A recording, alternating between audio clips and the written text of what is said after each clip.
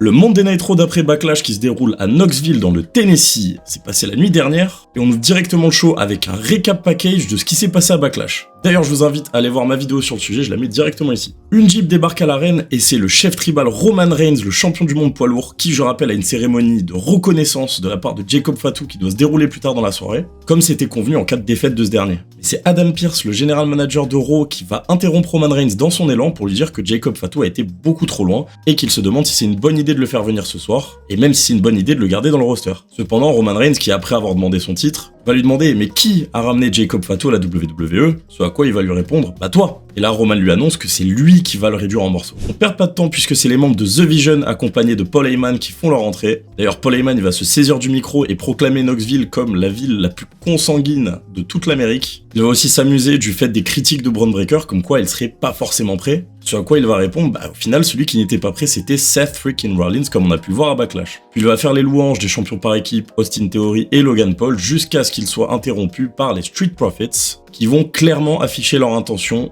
de challenger The Vision pour les titres par équipe. Ce qui va évidemment pas plaire à Logan Paul, puisqu'encore une fois il va parler des talents de The Vision, jusqu'à être interrompu par Joe Hendry et sa guitare qui vont encore une fois continuer le running gag de la chanson Can We Fire Logan Paul. C'est parti pour un match à 6 plutôt très moyen qui va durer une bonne dizaine de minutes et qui va encore une fois être sauvé par l'immense talent de Montez Ford. Logan Paul et Joe Hendry vont plus ou moins continuer leur rivalité grandissante dans le match et notamment à l'extérieur du ring, et dans le ring c'est Theory qui envoie Dawkins par-dessus la troisième corde. Et là, le moment le plus incompréhensible de la soirée. Bron Breakker alors à l'extérieur du ring appelle Theory pour lui demander de distraire l'arbitre pour pouvoir placer son spear autour du ring, sachant qu'il est dans le match donc il peut très bien le faire sans distraction de l'arbitre, c'est totalement légal. Mais enfin il décide quand même d'armer son spear, et c'est Seth freaking Rollins qui sort de nulle part et qui va lui envoyer un lariat du Seigneur, ce qui du coup va justifier la distraction de l'arbitre, mais ça n'a aucun sens que ce soit Bron Breakker qui le demande. Dans le ring, Angelo Dawkins effectue un roll-up sur Austin Theory, 1, 2 et 3, victoire des Street Profits et de Joe Hendry. On va pas s'arrêter là puisque post-match, Theory attaque Angelo Dawkins qui va se faire aider par Seth Rollins qui va lui-même lui tendre la main. Malheureusement, il va finir par le tirer dans le spear de Bron Breakker qui l'attendait comme une proie, et ça forcément ça plaît pas du tout à Montez Ford. On s'en va en backstage et on aperçoit Adam Pearce discuter avec l'OG El Grande Americano ainsi que Bruto et Rulio, ses acolytes, et comme d'habitude ça discute opportunité. Ça va être interrompu par Dominic Mysterio et Liv Morgan qui eux aussi vont réclamer une opportunité qu'Adam Pearce va finalement leur donner puisqu'il décide de donner à Dominic l'opportunité de défendre son titre AAA contre l'OG El Grande Americano ce soir. La caméra coupe alors sur Los Garzas qui viennent à peine d'arriver et qui viennent demander une opportunité, et pas de temps à perdre puisqu'on part directement sur la rampe d'entrée avec Penta qui effectue son entrée.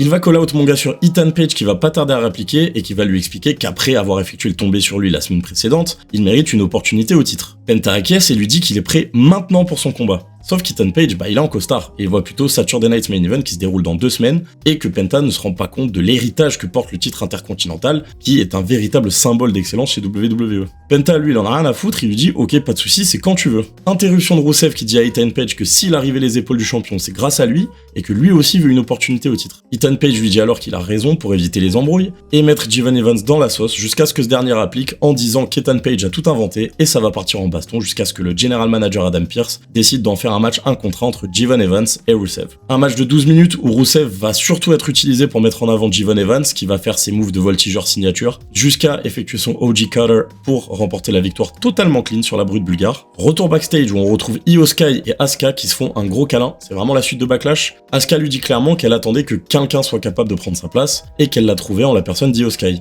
Elle prend sa valise et s'en va. Pour le moment, son avenir est encore incertain, ça nous a été confirmé pendant le broadcast. À voir. C'est au tour des championnes par équipe Brie Bella et Paige d'effectuer leur entrée pour adresser les actions du Judgment Day. Il va pas falloir longtemps puisqu'elles vont être interrompues par Raquel et Roxanne, cette dernière qui va expliquer être fan des Bella Twins de la première heure et qu'en grandissant elle s'est rendu compte que le niveau de ces dernières était beaucoup trop bas. Ce à quoi Brie Bella répondra que la seule personne qui doit être déçue c'est la mère de Roxanne, ce qui va enclencher une bagarre et une intervention de Liv Morgan avec un code breaker. Le Judgment Day pose avec tous les titres, affaire à suivre. On se retrouve dans le vestiaire de Roman Reigns avec Jimmy Uso qui va essayer de convaincre Roman Reigns de laisser Jacob Fatu tranquille et d'annuler la cérémonie. Sauf que ce dernier, il va clairement lui expliquer que c'est une question de respect et qu'il est obligé de le faire, c'était dans le contrat sur lequel il a mis son nom et qu'il a signé. Jimmy va alors essayer de lui faire comprendre que Jay et lui prendront également part à la cérémonie pour être sûr, on va dire, de faire les médiateurs. Io Sky effectue effectue son entrée pour affronter Sol Ruka dans un très très bon match de catch. En même temps, quand on voit les noms, on se demande comment c'était possible de rater ça. Sol Ruka a pu placer des séquences de folie avec des moves de haute voltige, mais malheureusement pour elle,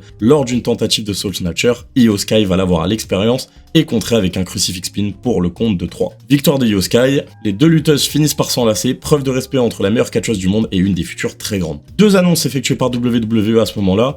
On nous annonce qu'à Saturday Night Main Event qui se déroulera le samedi 23 mai à Fort Wayne dans l'Indiana, Penta défendra son titre contre All Ego Ethan Page et que les Street Profits iront challenger Logan Paul et Austin Theory, les deux membres de The Vision, pour les titres par équipe. En parlant des Street Profits, on les retrouve avec Jackie Redmond qui vont rapidement être confrontés par Seth freaking Rollins qui va leur annoncer en tant que fondateur de The Vision que pour les battre ils auront besoin de faire alliance. Ce qui va particulièrement énerver Montez Ford qui lui dit de rester à sa place et que iront chercher les titres par équipe à Saturday Night Main Event sans lui. Plutôt chafouin le Montez. Mais pas le temps pour les engueulades puisque c'est l'heure du Obafemi Open Challenge qui fait son entrée sous la ferveur du public comme à son habitude. Mais qui va bien pouvoir affronter ce titan colossal, on vous demande à le savoir. Eh bien c'est Adam Pearce qui fait son arrivée et qui lui annonce que personne dans les vestiaires n'a les cojones pour l'affronter et que l'Open Challenge, c'est le annulé.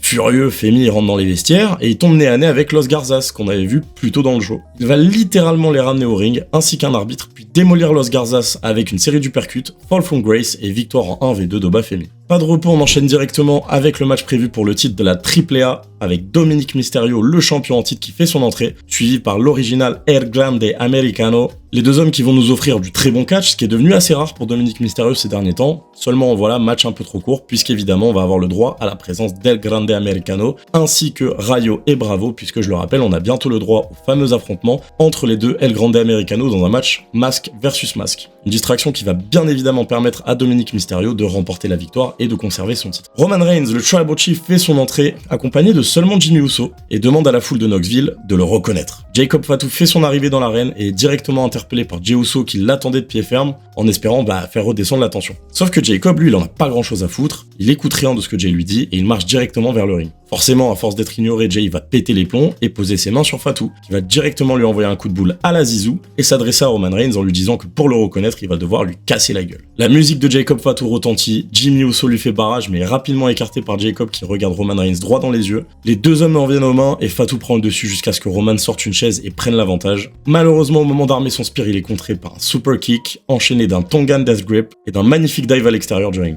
Malgré un dernier sursaut d'orgueil avec un Superman Punch, Roman Reigns finit à travers la table des commentateurs après un powerbomb massif. Jacob Fatu pète les plombs et s'en prend encore à Adam Pearce physiquement avant de poser avec le titre pour clôturer cet épisode de Raw. Du moins c'est ce qu'on croyait, puisque alors qu'il y a les titres de fin de show, les Usos venus au secours de Roman Reigns vont se prendre un boulet de canon à travers la barricade et Fatu s'en ira tranquillement hors de l'arène avec l'impression du devoir accompli. C'est l'heure des tops et des flops de cet épisode de Raw avec en premier lieu les tops. Montez Ford que j'ai trouvé très très bon. On se demande toujours s'il n'est pas retenu dans cette équipe des Street Profits et s'il mériterait pas un petit run en solo. Malgré ça, j'avoue que l'avoir à l'écran toutes les semaines et le voir catcher, c'est déjà une grande victoire. All Ego Ethan Page que je trouve exceptionnel dans tout ce qu'il fait, ça va sûrement être un des très gros clients de Monday Night Raw, surtout pour la mid-card durant les 12 prochains mois. J'ai vraiment hâte de ce qu'il va pouvoir proposer et personnellement, je lui ferai même prendre le titre intercontinental dès Saturday Night Main Event. Sol Ruka et Io Sky, ça bouge très bien dans le ring, clairement le match of the night. Elles mettent encore une fois le catch féminin en avant qui, il faut dire, à WWE, a tendance à être bien meilleur que le catch masculin, notamment du côté de NXT. Io Sky, c'est juste la bosse. Sol Ruka, un énorme potentiel, on va bien se régaler dans le futur. Et enfin, Jacob Fatu qui chaque semaine monte encore plus en puissance. Plus ça avance et plus j'ai l'impression qu'il faut lui donner le titre dès la revanche, quitte à ce que Roman le récupère plus tard. Mais Fatu est construit d'une manière énormissime et il faut pas le laisser passer à la trappe. On passe au flop. The Vision, on n'en peut plus. Je préfère que Breaker s'accapare Paul Heyman pour lui tout seul et qu'on ait plus à scoltiner les deux autres gags là à chaque match. Ils peuvent évidemment les faire leur run en tag team sans aucun souci, au contraire, je pense que ça peut donner quelque chose de sympa, mais loin de Heyman et Breaker s'il vous plaît. La seconde interrogation c'est Bronson Reed, mais dès son retour pour moi il doit également quitter The Vision et aller faire son taf dans la upper mid card, puisqu'il a, je rappelle, une victoire sur Roman Reigns en 1 contre 1. Joe Hendry, que je trouve le running gag un petit peu long sur Logan Paul, et c'est dommage parce que c'est quelqu'un de très créatif, on l'a déjà vu à TNA, à NXT aussi sur le circuit indépendant, il est capable de créer des chansons quasiment toutes les semaines avec des vidéos sympas, et pour moi à l'image de Danhausen par exemple, il a totalement sa place dans le comedy wrestling de Raw. C'est clairement pas un gars qui va chercher un titre mondial, mais ça fait 3 semaines d'affilée qu'il chante la même chanson, et à la longue ça va être relou, et c'est bien dommage. Où est LA Knight? On l'a fait disparaître des écrans en décembre 2025. On l'a fait revenir avec un retour marquant au Royal Rumble qui n'a mené à rien à part un 3v3 à WrestleMania contre The Vision, qu'il a en plus gagné. Là, on est quasiment un mois après WrestleMania et il y a absolument rien. Alors ok, j'ai vu la rumeur comme quoi de base il était prévu pour un rematch contre Gunther après leur rivalité du côté d'NXT il y a quelques années, mais vu que Gunther a été rappelé en renfort du côté de SmackDown pour aller feud avec Cody Rhodes et le titre universel, LA Knight il se retrouve à la cafétéria, ce qui est très regrettable quand tu vois que sur les 2 dernières années, il fait 90% des main events de Weekly. C'est tout pour ce Raw. Overall c'était un très bon show, même si le début était un peu lent, j'avoue que je lui mets la note de A-. Merci d'avoir suivi ce récap de l'épisode de Raw du 11 mai 2026, on se retrouve bientôt pour une nouvelle vidéo, donc n'hésitez pas à vous abonner, la bise!